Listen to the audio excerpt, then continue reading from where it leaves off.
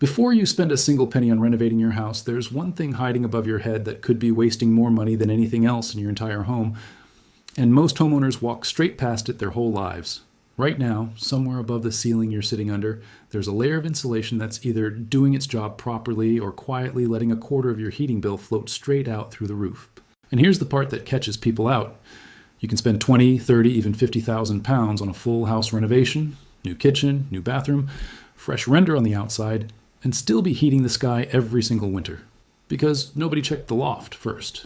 So before you call the builders, before you pick a paint color, before you even think about knocking through a wall, stick with me for the next 20 minutes, because I'm going to show you exactly why your attic should be job number one, how to check if yours is doing its job, and how to upgrade it yourself for a fraction of what most renovation work costs.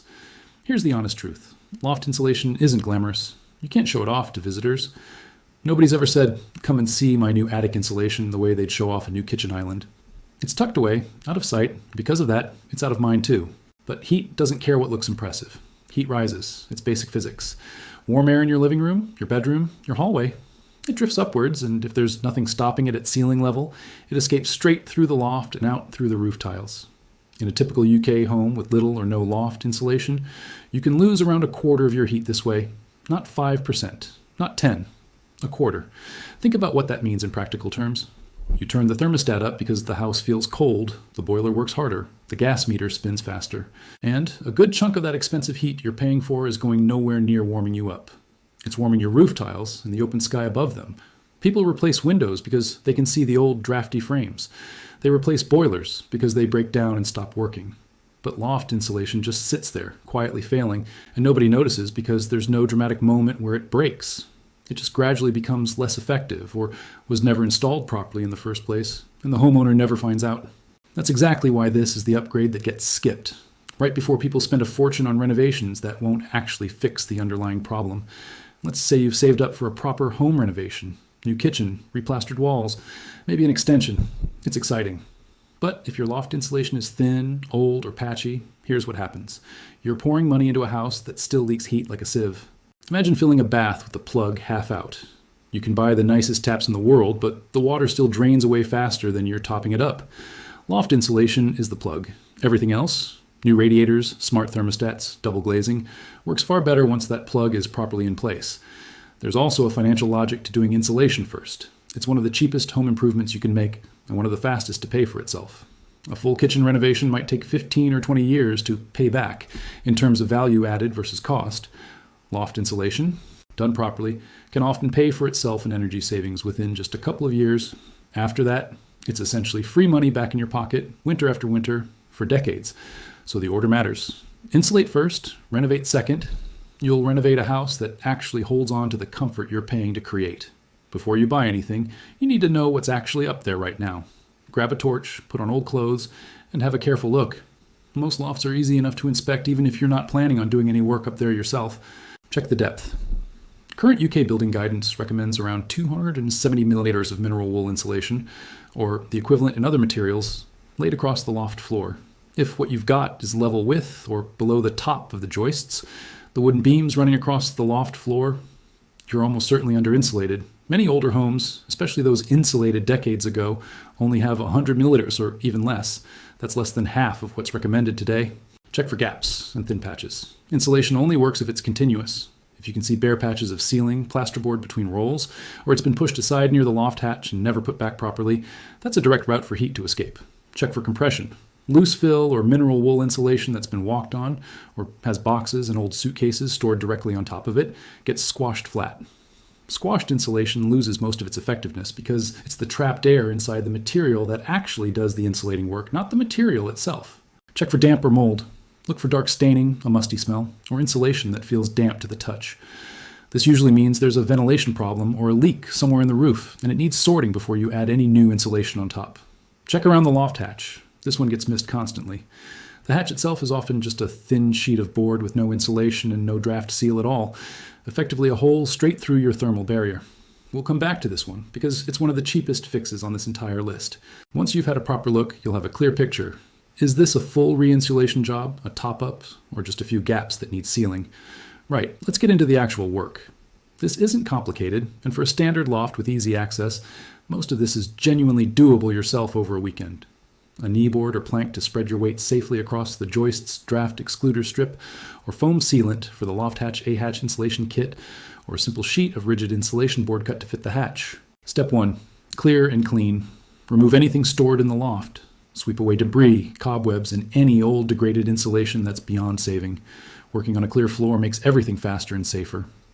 Step 2. Check ventilation. Before adding new insulation, make sure there's a small gap left at the eaves, where the roof meets the outer walls, for airflow. This stops condensation building up inside the roof structure. If you smother the eaves completely with insulation, you can trap moisture, which leads to damp and rot over time. Most eaves vent strips or simple cardboard baffles solve this cheaply. Step 3. Lay the first layer. Unroll mineral wool between the joists, cutting each piece to fit snugly without compressing it. You want it sitting comfortably in the gap, not squeezed in tight. Compression is the enemy here. Squashed insulation performs far worse than insulation left to loft up naturally. Step 4. Lay the second cross layer.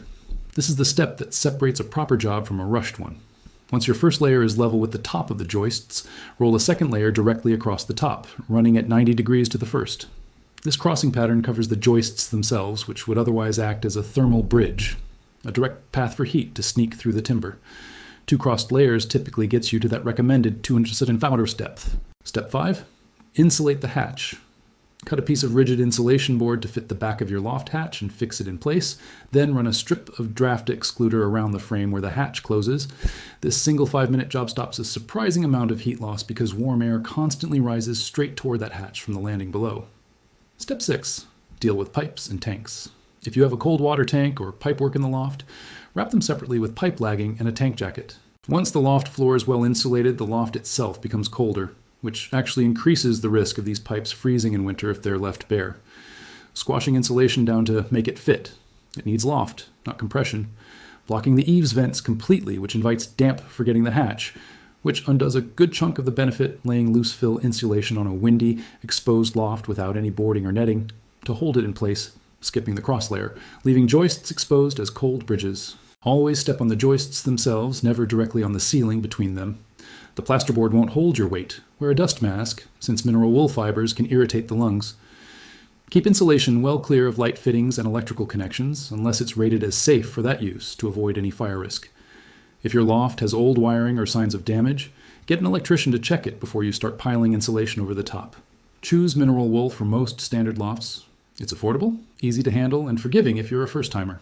Rigid insulation boards are better suited to loft conversions, where you're insulating the roof slope itself rather than the floor. Always prioritize draft proofing alongside insulation. A perfectly insulated loft with a drafty hatch and gaps around pipework penetrations is still leaking warm air.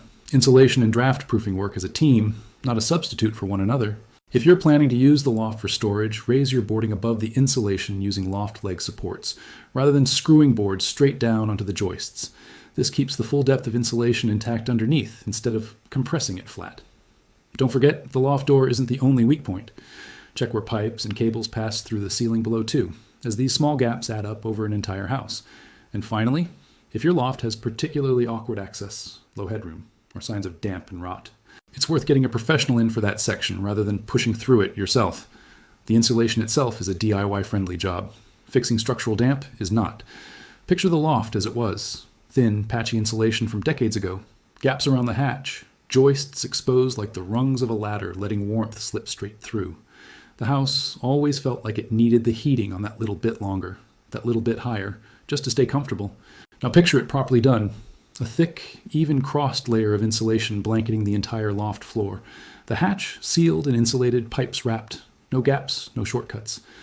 The difference isn't something you see, it's something you feel every evening as the house holds onto its warmth for longer and the boiler doesn't have to work nearly as hard to keep it that way. That's the transformation. Not a dramatic before and after photo, but a genuinely warmer home and a noticeably smaller heating bill achieved for a fraction of the cost of almost any other home improvement you could make. If this has convinced you to check your own loft before spending a penny on anything else, that's exactly the point of this channel. Practical, honest home improvements that actually make a difference. Subscribe for more upgrades like this one every week.